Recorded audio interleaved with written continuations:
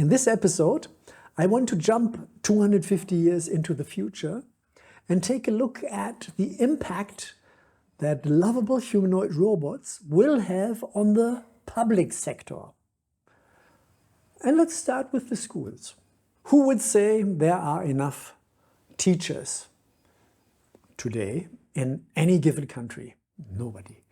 There are not enough teachers for money reasons. That will have changed substantially in 250 years from now. Everybody will be used to having just the right amount of teachers for an ideal upbringing of the children. And here we come to a term that I have coined, ideal upbringing. What does it mean? It means that a child from birth to, let's say, end of rewiring of the brain, age 25, has all the support on all fields of life that is important and helpful for the child's development.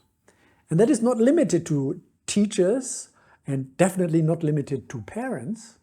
It includes the influences that peers have to have on children and that certain experiences also have, some of which parents tend to avoid their children to make, like falling down the tree, breaking the arm. No, we don't have to break the arm, but you know what I mean.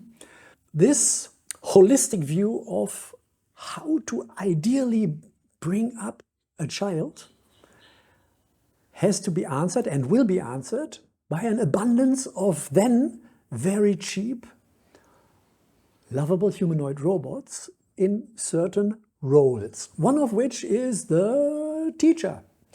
Now, these teachers will emulate what a very good teacher does today. I don't have to list it because most of you will have an idea. The key factor is we have enough teachers, and all of these teachers are not biased. They don't say, oh, you look so pretty, you get better marks. Often we treat people with a bias without knowing it. And even well-meaning teachers, in my school at least they did, do it sometimes. So that will not exist anymore. The teachers, being lovable humanoid robot teachers, will have a knowledge about their pupils like no human teacher does today.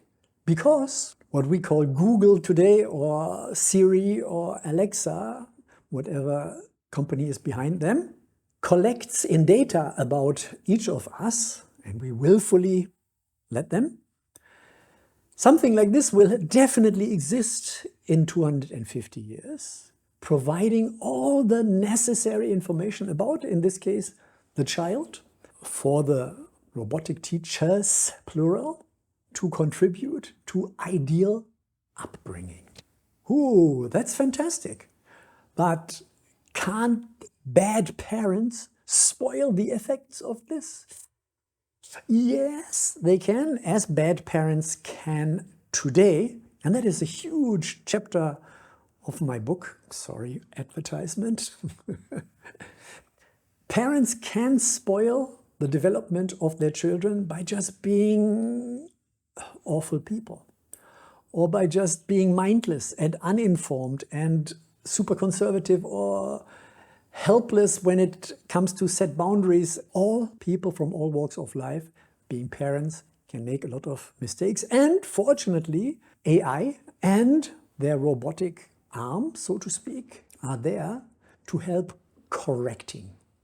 Many of the peers that children will hang out with in school and in private, and maybe even siblings, will be lovable humanoid robots as well. And they also positively influence this general idea, and even, that is what I think, future additional human right to ideal upbringing. And a very close to perfect decision for you today could be to open the website of Amazon. Oh God, I'm so embarrassing. Look for the Bo Lessing book, The Age of Lovable Humanoid Robots and Humanistic AI, and just buy the ebook or the paperback copy you can read more than what I'm saying here, more condensed, more precise, better worded, and then you can give up following this boring show. If you don't, you're welcome next time. Bye bye, everybody.